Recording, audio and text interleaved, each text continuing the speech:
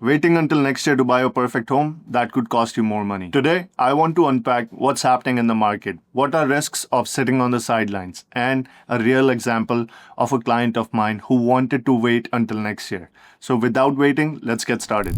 I had a client who said, we'll wait till next year, prices might drop further, and then we'll buy. Makes sense on paper, but here is what they didn't realize. In the greater Toronto area, we're currently sitting at 5 months of inventory. That is completely a buyer's market where buyers can go in and negotiate on any property that they like. In Kitchener, Waterloo, Cambridge, inventory is currently sitting at 3.5 to 4 months, which means it's a balanced market, but buyers still have opportunity to go out and negotiate. In London, we currently have 4 to 4.5 months of inventory. It is still balanced, but again, you have the opportunity to negotiate. This basically means that sellers are motivated, and that allows you to go in, negotiate, put the conditions that you wanted, that you never could. But now, let's break it down to see what the real numbers and real data say.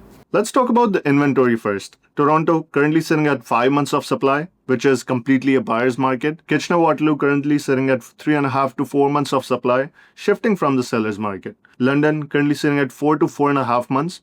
Pretty balanced, but again, buyers have room to negotiate. Now let's look at what has happened to the interest rate since August 2024. In August 2024, the prime rate sat at 6.45%. By July 2025, the rate had already dropped down to 4.95%. Bank of Canada overnight lending rate is currently sitting at 2.75%, holding steady with chances of cut in September. Let's run numbers from a client of mine who wanted to buy a $400,000 home in London, Ontario, when he was renting a room for $1,000 a month. Now, first of all, here we've got annual housing cost for renting and buying. Renting, you're paying around $12,000 a year, but that is completely gone because it's not coming to you in any form or any shape.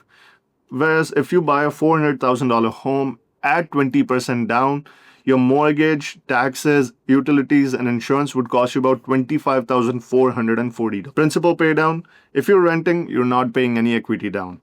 But on the buying side, you're paying about $9,500 when you own a property. Now let's talk about appreciation. On the renting side, if you paid $12,000 this year, that money is not coming to you in any form or any way. So there's no appreciation on the rent that you paid.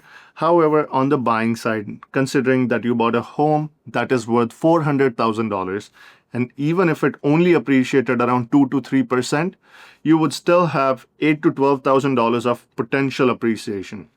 My clients plan on house hacking, meaning they plan on renting some part of their home. It might be a bedroom, it might be the basement. So on the renting side, you're basically not able to get any sort of income.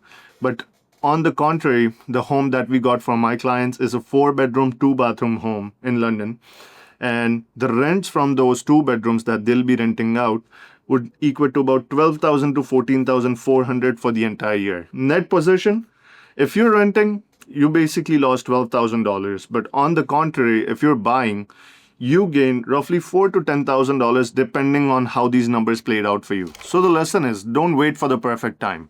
Look at if you have the down payment saved up and or emergency funds that you have available in case of a rainy day. Number 2, if you have a stable job.